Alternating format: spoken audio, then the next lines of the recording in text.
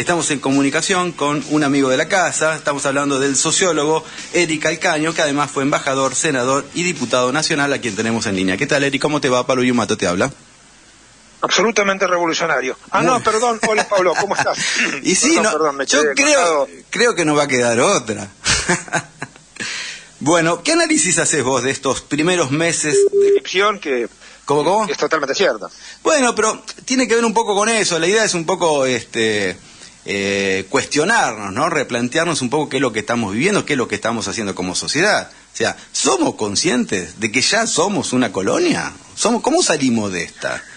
¿El peronismo va a poder? Creo que hay colonias que fueron mejor tratadas. Deberíamos quejarnos ante el CIADI. Pero el problema está en que hay mucha gente que le gusta ser colonia. Bueno. Porque ser colonia es lo que les permite disponer de una determinada cuota de poder.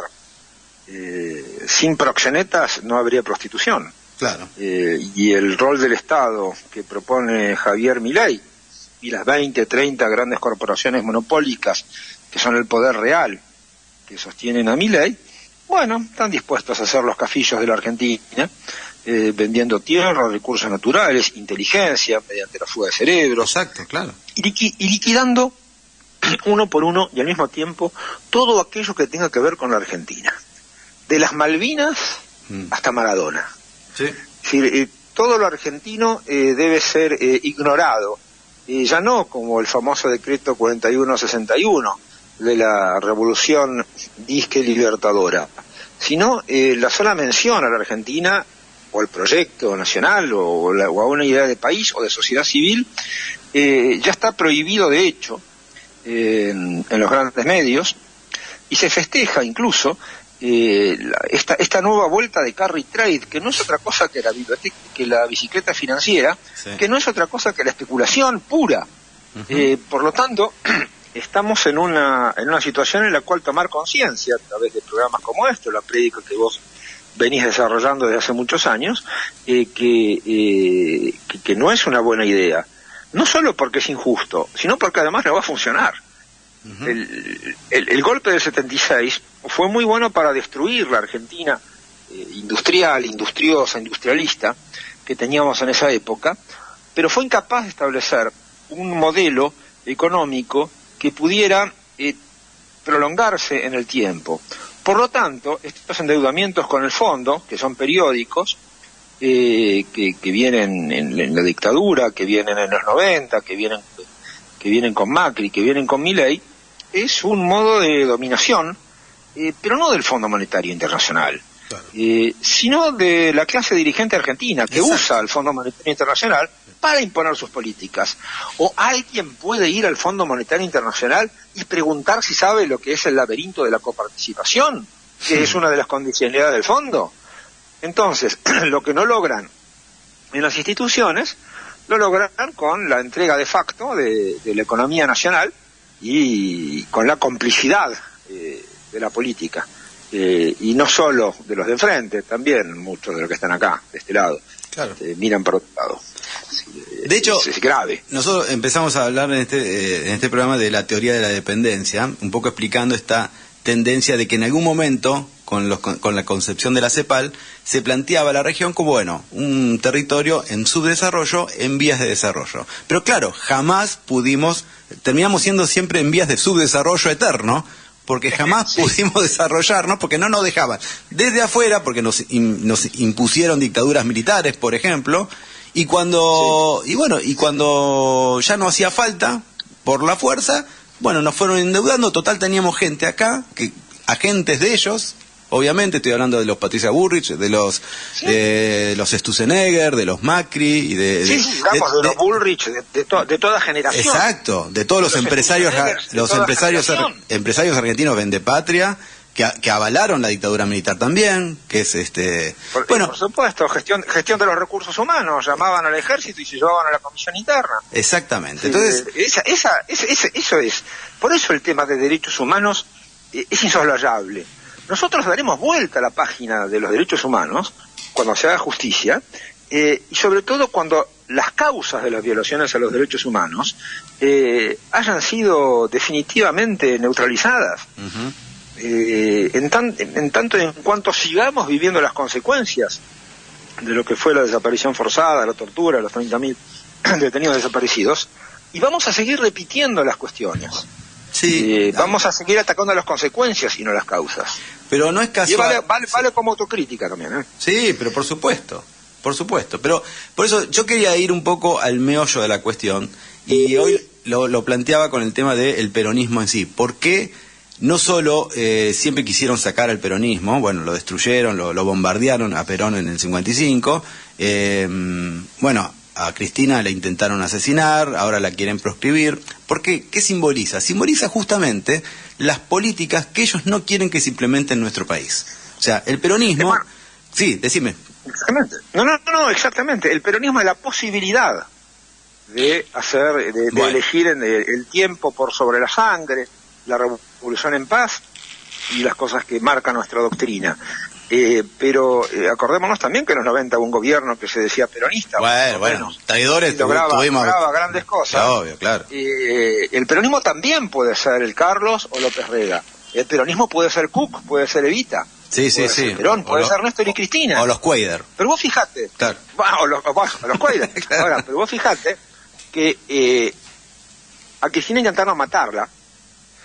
Y a los 3 tipos que tocaron la propiedad los metieron presos. A Ricardo Jaime, que recuperó aerolíneas argentinas, más allá de lo que haya hecho. Sí. A Julio De Vido, que recuperó el agua. Amado Boudou, supongo. La francesa. Y Amado Boudou, exacto, que efectivamente fue el que nacionalizó los AFJP, quizás el desfalco más grande que hizo el sector financiero en Argentina, y por eso no se lo perdonaron. Entonces, los que tocan la propiedad, o los dirigentes o los conductores del proyecto nacional, presos o muertos. Y eso es lo que están intentando con la proscripción de Cristina. Sí. Pero a mí me parece que el día del atentado de Cristina, el día del atentado contra Cristina, se terminó la democracia modelo 1983. Claro. Y pasamos a otro régimen. Y ese régimen, bueno, ha desembocado en esta locura. Sí, claro. Ha desembocado en una locura, pero tratemos de ver, por un momento, pongámonos como liberales, y pensemos, ¿esto va a funcionar? No. Entonces tratemos de hacer la mayor cantidad de guita en el menor tiempo posible. Exacto, eso es lo que es lo que hicieron en el 76, en el 90 con Macri, y ahora es lo mismo. Plata dulce, recesión, crisis, plata dulce, recesión, crisis, y endeudamiento, que es lo que permite privatizar las ganancias y socializar las pérdidas. Sí. Porque ¿quién va a pagar esa deuda? Entonces, por supuesto que habría que retomar todas las investigaciones desde aquella inicial. ¿Hola? Olmos, un instrumento de dominación. Te perdí un cachito, no sé qué dijiste, lo último. No, lo que digo es que hay que retomar, o continuar, o concluir la investigación de Alejandro Olmos. Bien, claro. Era la deuda de la dictadura, pero que después también fue deuda de democracia. Y obvio. Cumplió las mismas funciones. Entonces... Alejandro Olmos es el que me pasó el dato de que la Argentina debe 471.000 millones de dólares, hoy por hoy. El hijo, Alejandro Olmos de Gaona, el hijo. Claro, exacto. Yo estoy hablando de Alejandro Olmos, bueno. padre. Es cierto que vos sos de las generaciones que tienen padres también que han hecho mucho por el país. Calcaño, obviamente. Pero sí, bueno, este es otro ejemplo. ¿Acabamos de perderlo a Eric Calcaño? ¿Hola? Sí, lo perdimos. Bueno, pero esencialmente lo importante... Dictadura. Acá volvió Calcaño. No, lo que digo es que... No, acá estamos de nuevo. Lo que pasa es que si nosotros tuvimos una década ganada, precisamente es porque se renegoció la deuda externa, y porque había poder político para hacerlo. Y voy a contar una anécdota. Dale, por favor. También hubo otro presidente semidemocrático como Arturo Illia, que recibió a la gente del Fondo Monetario Internacional. La Argentina tenía una deuda de 1.200, 1.300 millones, tomada desde la Libertadora, y le empezaron a hacer un montón de condicionamientos. Illia le abrió los ojos y dijo, ¿cuánto le debemos a esta gente? Páguenles y que se vayan. Claro. Sí, sí. Que es después lo que hizo Néstor. Es decir, les pagó para irse. Ahora, de nuevo, el fondo no es un lugar malvado, donde en un sótano oscuro y húmedo hay un montón de gente diciendo, jaja, destruiremos a la Argentina. El fondo es nada más que una colección de burócratas que hacen lo que la Secretaría del Tesoro de Estados Unidos les manda hacer. Exacto.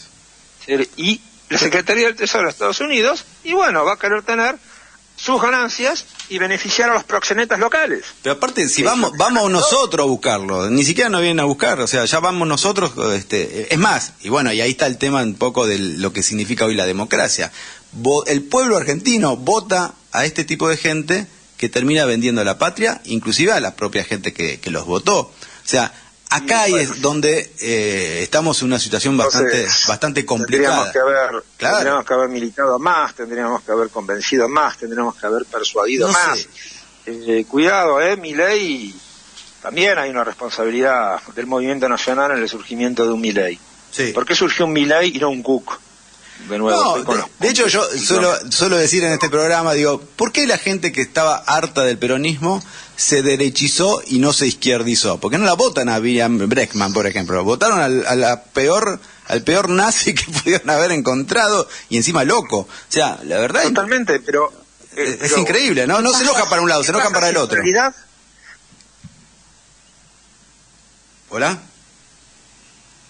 Nos dejó solos Erika del Caño. Pero bueno, se estaba poniendo linda la charla, ¿no? Vos estabas muy atenta. Sí, por supuesto. Acá está. Estamos peleando. Estamos discutiendo, sí, pero en este caso con la comunicación. ¿Pagaste el teléfono vos? ¿Pagaste? Sí. Bueno. Yo siempre sorteo mi sueldo y siempre lo ganan mis acreedores, es notable. Está muy bien, mucha suerte. Pero, digo, ¿y si la sociedad no se derechizó? ¿Y si la política se burocratizó? No sé, pero no es una tesis que sostengo, que ya a partir de los 90 justamente, pero en todo el mundo, los dirigentes dejaron de darle bola a los dirigidos.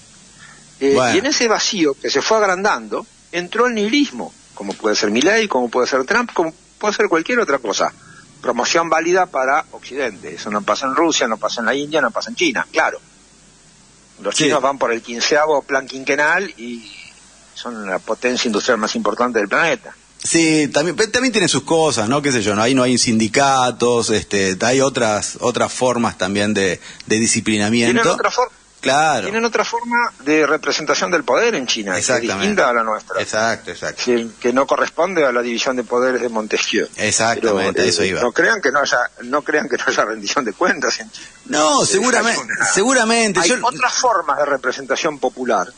Hace 5.000 años que los muchachos están ahí. Entonces habría que preguntar cómo lo hicieron. Bueno, y cuando Xi Jinping dice el socialismo chino consiste en que es la política la que dirige la economía, y bueno, ahí compro. Peronismo puro. Claro. Peronismo puro. Entonces, el mercado está muy bien, pero nosotros lo controlamos. Si dejamos que el mercado haga lo que quiere, y vamos a tener, o va a suceder, lo que sucede en Estados Unidos, o en Europa, o aquí, donde son el sector financiero despegado de las necesidades populares, hace lo que quiere, y donde tenemos una grave crisis de representación política. Yo creo que la sociedad civil argentina es una sociedad civil muy vigorosa, muy fuerte, muy adulta, muy consistente, pero que está empezando a buscar referentes en hinchas de fútbol, en jubilados, en los médicos del hospital y médicas del Hospital Bonaparte. Es decir, el otro día, me decía, un encuestador me decía que la estaban midiendo a Lali Espósito. Dije, bueno, todo bien con Lali, pero no pero la verdad que en términos políticos, la pucha, ¿en qué estamos pensando? Yo no tengo problemas, Lali me parece sensacional, pero no sería lo que nos creo que nos conviene, ¿no? Todavía, qué sé yo. No sé, qué sé yo creo que Lali le pasa el trapo a muchísima gente. A más de uno, sin duda. Y además de uno, de un lado y de otro. Sí. Evita, después de todo, era una actriz. Pero la cuestión es que no es una persona únicamente, sino que es toda una dirigencia. Tenemos sociedades de fomento, clubes de barrio, asociaciones, hay una vida social en Argentina, tenemos nuestras comunidades de pueblos originarios que también están organizadas. Es decir, tenemos creo yo, una sociedad civil diversa, multiétnica, lo que vos quieras, que requiere de un sector dirigente que esté a la altura de circunstancias. O vamos a ganar y le vamos a sonreír a Midlin de nuevo, o a los Roca, o a los Bulgeroni, o a los Romers. Pero ¿sabes lo que pasa? Sí, pero es lo que pasa. Y si no lo hiciéramos, ¿cuánto dura un gobierno que no lo hiciera? Bueno, o sea, te convertís en Maduro al toque. Y ya después sos una dictadura, sos comunismo, sos todo junto, ¿viste? Una cosa es dictatorial, y bueno, el kirchnerismo se lo asoció.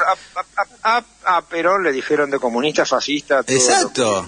Todo lo que se imaginaban. Entonces, pero ahí también está el rol esclarecedor y militante de este tipo de misiones y de este tipo de charlas que estamos teniendo. Bueno, nosotros somos la excepción a la regla. Exactamente, y yo te quería preguntar justamente, vos sos un tipo que tiene años en política. Digo, estos temas se discuten, en las unidades básicas.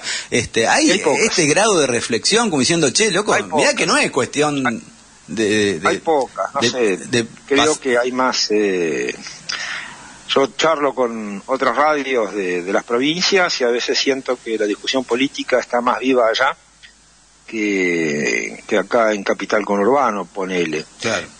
Por supuesto, es una opinión totalmente hipotética, no hay manera, es una lucubración nada más. Pero yo le preguntaba a una radio de compañeros de Salta, dígame, ¿ustedes están discutiendo las listas de la tercera sección electoral o no? ¿Están viendo quién va en la Comuna 12 en Cava? Claro. No, los salteños no están en las plazas discutiendo esas cosas, ni los neuquinos, ni los entrerrianos, es decir, precisamente de la federación de todos esos deseos es que nosotros tenemos que interpretar el movimiento nacional. Por supuesto, no es Cristina buena, Axel malo, Cristina mala, Axel bueno. El movimiento nacional es heterogéneo. Sí. Dejar a Cristina en el banco es tan tonto como dejar a Axel en el banco. No podemos darnos ese lujo. Sí, y que se traten de hacer daño el uno al otro también sería una locura. Y bueno, pero no estamos en el... No. Hubo un golpe en 1976. No estamos en un nivel de ingresos como el que podríamos haber tenido de continuar la política económica de Perón del 73. Entonces sí, si estamos ya con todos los problemas solucionados, podemos dedicarnos a lo estético, pero dediquémonos a lo práctico. Bueno, entonces ese es otro problema, porque, a ver, yo charlando con vos, y yo quería hablar un poco con vos de este tema, me da la sensación de que la batalla cultural que tanto se pregona, la venimos perdiendo hace rato. Yo hace rato hoy se me ocurrió empezar el programa hablando de esta tendencia de las potencias mundiales, de considerar a cualquier territorio que tenga recursos naturales y energéticos, bueno, plantearles, ¿por qué es de ustedes? Las potencias mundiales te dicen a vos sí. Argentina, ¿por qué es tuyo? ¿Por qué? ¿Porque naciste ahí? No, minga, ¿podés defenderla? ¿Tenés recursos militares para defenderlo? No. Bueno, entonces es mía. No, bueno, ni militares, ni ideológicos, exacto. Ni económicos. Entonces lo que digo es, me parece que se nos están, o sea, la batalla cultural que nos están imponiendo es que cada argentino quizás ya no se sienta tan argentino. Es la idea. ¿Entendés? Es la idea. Me parece que convertirnos en extranjeros en nuestra propia patria. Exacto, por eso cada uno hace la que puede, vota quien sea, mientras me mantengan el dólar a mí me conviene y ya está. O sea, es una cosa, viste, que solamente me salvo yo y el otro que se embrome. Entonces, partiendo de esa base digo, la pucha, me parece que hace rato nos vienen ganando y nosotros recién ahora estamos hablando de la batalla cultural, cuando nos vienen ganando hace muchos años, porque... Sí, así es. Y bueno, y ahí está el tema. Nosotros, por eso es que el gobierno nacional y popular que vuelva, que venga, que sea Cristina, Axel o quien sea, yo no creo que con solo ser nacional y popular sea suficiente. Va a tener que ser revolucionario en todos los sentidos. Y encima hacer una asociación con otros países de Latinoamérica, Hoy está Lula, está esta mujer en México, yo qué sé. Sheinbaum, sí, exacto, digo, me parece que se están dando las condiciones. La escucho a Sheinbaum y tomo Tabasco. Y bueno, ahí tenés. Ese sí. Con eso salís. Yo quiero eso. También está enfrente a Estados Unidos. Yo quiero eso. Digo, quiero un gobierno que me defienda, que me sienta, que me haga sentir, que me haga sentir orgulloso de ser argentino, ¿entendés? Entonces eso es lo que no está pasando. Pero lo que hay que discutir es efectivamente la deuda externa, pero como consecuencia de un sistema de poder que nos instala la deuda como un factor de dependencia.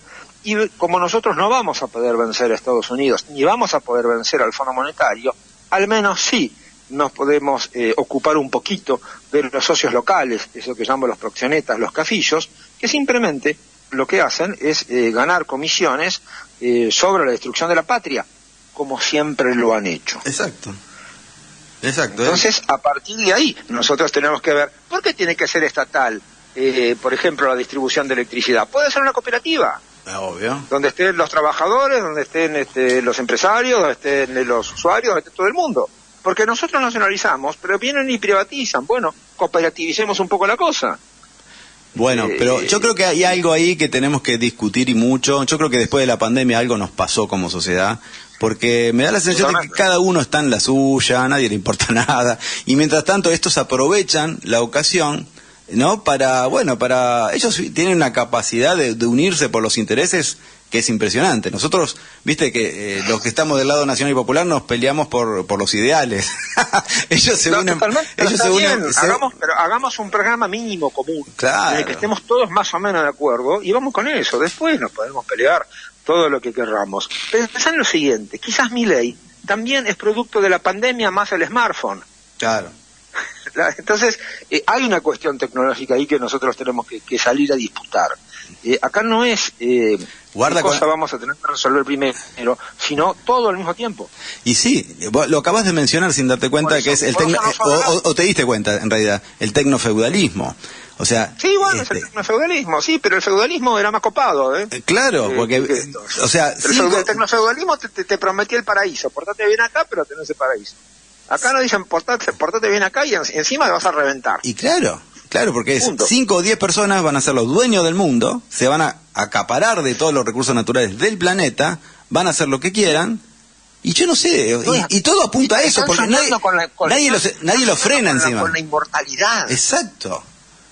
Que pueden ser inmortales. Sí, es decir, a ese nivel estamos. Sí. Bueno, entonces, volvamos un poquito a algunas cuestiones de razonamiento, algo de la modernidad, volvamos a Aristóteles, defendamos el pensamiento. Para pensar primero hay que sentir. Y vos no podés ni sentir ni pensar si no se puede comer. Así que bueno, esas 3 cosas, o amar, y esas 4 cosas son las que nosotros tenemos que garantizar. Y ver cuáles son las estructuras de poder que sostienen a aquellos que nos hambrean, nos separan, nos pelean, y sobre todo nos someten. Exactamente. La última que te hago, Eric, que última. En realidad charlamos, en realidad no te hice ninguna pregunta al final. Y bueno, compartimos. Pero es así, con vos se dan estas cosas. Eric, bueno, gracias. ¿Qué análisis haces de estos primeros meses del año de Milei? Porque me estoy refiriendo, por ejemplo, a las declaraciones homofóbicas en Davos, a la criptoestafa, a la deuda externa de 20 palos verdes, más lo que se viene, la salida del cepo, ahora la inflación. Digo, ¿cómo se puede sostener un gobierno que en menos de 3 meses hizo todo eso? Y así todo, en las encuestas, ronda el 50% todavía. Porque no tiene una oposición consistente que tenga vocación de poder, porque no constatamos que el gobierno de Milei tiene legitimidad de origen, pero carece de legitimidad de ejercicio. Por lo tanto, según los pensadores liberales de Locke a Montesquieu, nosotros como ciudadanas y ciudadanos tenemos derecho a la rebelión o a la resistencia, del mejor modo que nos parezca, pensando, por ejemplo, pero que esto ya no es un gobierno que represente un Estado-nación llamado Argentina. Por lo tanto, tenemos que empezar a pensar no solo qué hacer después, sino cómo resistir ahora. Obvio. Lo de la homofobia es la construcción de un enemigo. Ahora resulta que la culpa la tienen los homosexuales, las lesbianas, los trans, los travestis, claro, sí, los bolivianos, los paraguayos, los peruanos. Exacto. Y además gente que se llama Espegazutini, porque no, yo soy el duque de Mantua, sos un boludo, pero tenés un título, pero te vienen a correr con una especie de raza aria, tipos que hace 100 años comían las migajas de la oligarquía terrateniente. Sí, sí, ¿De dónde ¿A quién le ganaron? Pero no te olvides que nosotros, él en su propia campaña decía que somos mejores ética y estéticamente, ¿te acordás que dijo eso? Sí, bueno, sí, dijo eso, una cosa terrible. Bueno, también lo decía Hitler, ¿no? Que era petizo y feo, pero bueno, ¿qué le vamos a hacer? Ellos se proyectan, se autoperciben. Y hablando en Semana Santa también dijo que el Papa era el representante del maligno en la tierra. O sea, porque está engarzado en el discurso evangelista. Pero se lo votó igual, ¿entendés? Se lo votó igual. Y bueno, entonces nosotros tenemos que poner mejores candidatos. Bueno, pero vos lo acabas de decir. ¿Crees que Cristina no te voy a hacer la pregunta que pensás que te voy a hacer, que va a ser proscripta? Pensé que ibas a pensar que te iba a decir, ¿crees que Cristina es la mejor candidata? Pero no es esa la pregunta. La pregunta es, sí, también. ¿crees? Bueno, si querés lo respondes también, pero me da la sensación de que... Yo la quiero mucho a Cristina. Me da la sensación de que la van a proscribir, porque ellos sí creen que es la mejor candidata. Y bueno, entonces, si la proscriben, espero que tengamos una respuesta colectiva como partido, como movimiento y como pueblo a la altura de tamaña agresión. Y no nos hagamos los distraídos, como muchos, sino los distraídos, el día que casi le desarrajan la cabeza de un balazo. Obvio. ¿A qué? Nosotros estamos jugando a la democracia dinamarquesa y estos nos quieren llevar a Dachau. No. Claro. No, las cosas ahora están claras. Bien, y la última, recontra última. Última. Prometo. No, por favor. Parece que vamos a ir unidos a las elecciones en la provincia de Buenos Aires. Si fuese así realmente, ¿crees que hay una lastimadura que va a ser difícil que cicatrice? ¿O crees que se va a terminar recuperando todo? Mira, yo como peronista te digo que en política el que se enoja pierde. Sí. El enojo en política no puede durar más de media hora. Bien. Y yo no, yo creo que hay que ser muy pragmático, en el verdadero sentido que le daba Maquiavelo la palabra pragmático, que es adecuar tus acciones a las realidades del momento, siempre acorde con tus principios, y no cambiar los principios acorde a las relaciones que puedan existir en ese momento. Es decir, veamos qué hay y tratemos de elevarlo. Pero eso es algo muy difícil. Bueno, muy difícil. Vos decís algo muy sensato, pero vos... Salen los hinchas de fútbol, salen los jubilados, salen los médicos, salen los científicos. Yo decís eso y pienso en Pichetto, pienso en Moreno, digo, la pucha. Van acomodando su discurso, empiezan a acomodar su discurso. Eso ya pasó. Claro, bueno, está bien. Eso ya pasó y ya están en otro lado. Pichetto eligió a Macri, bueno, listo, ya está con Macri, no está de este lado. Bien. Tenemos posibilidad de construir algo heterogéneo y diverso, que es lo que hay que conducir. Pero estar de acuerdo en 5 o 6 cosas.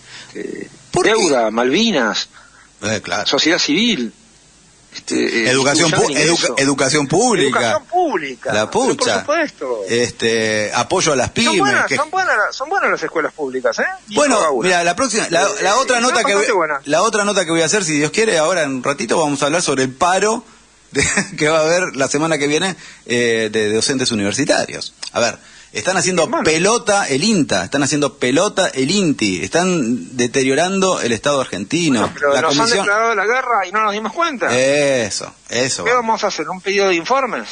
Sí. Pero bueno, se vienen muchas discusiones y hay que meterse en política, Así que no queda... Bueno, vos ya estás, pero me parece que más gente se tiene que involucrar. ¿Vos también? Sí. Y todos estamos...